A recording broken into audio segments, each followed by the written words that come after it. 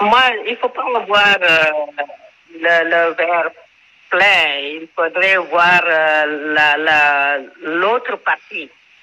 Et moi, c'est l'autre partie qui est positive. Je vous jure, depuis que cette annonce a été faite, j'ai reçu une pluie de félicitations, une pluie de marques de confiance où les gens me disent, Docteur Aoubakali, vous méritez cette nomination.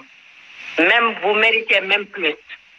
Et on a confiance qu'avec votre présence dans cette institution extrêmement importante, vous participerez à la revalorisation de cette institution-là et vous apporterez un plus.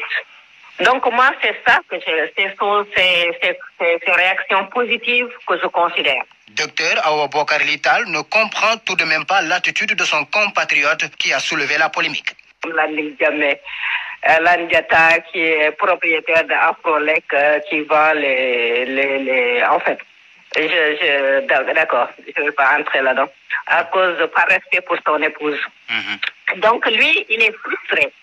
Non pas que Docteur Aoubacar soit nommé, mais que lui, il ne soit pas nommé.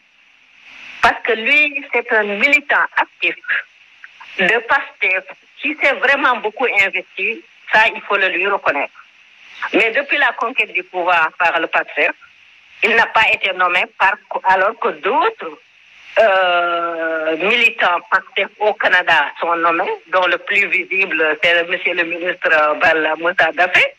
Et lui, il n'est pas nommé. Alors c'est ça son problème.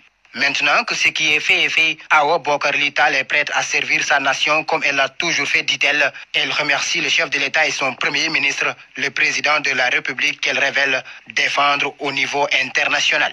J'ai tous les atouts, les connaissances et les compétences qu'il faut, et la personnalité qu'il faut, et les valeurs qu'il faut pour être à ce poste-là. Bien sûr que je félicite monsieur le chef de l'État et je l'encourage beaucoup.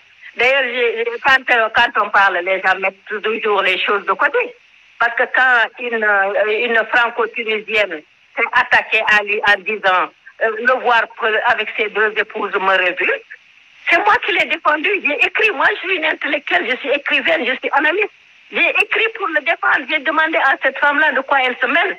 Et j'ai fait un article pertinent qui a été publié dans 11 journaux, M. Beau. Alors moi je suis de tout cœur avec le président et son premier ministre et leur gouvernement, qui se disent panafricanistes, donc je me retrouve totalement dans leur idéologie.